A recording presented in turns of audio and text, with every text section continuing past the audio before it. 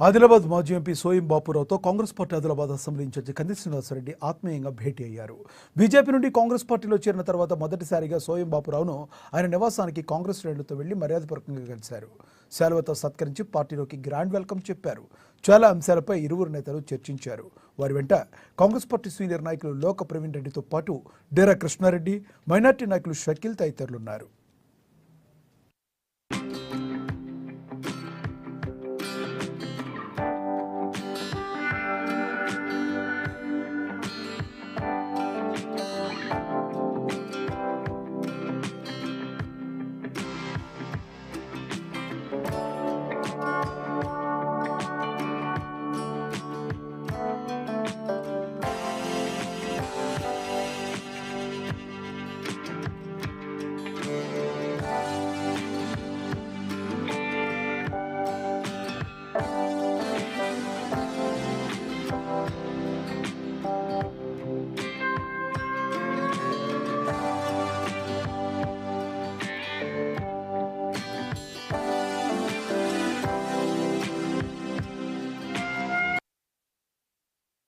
అతి తక్కువ సమయంలోనే అమ్మాన్య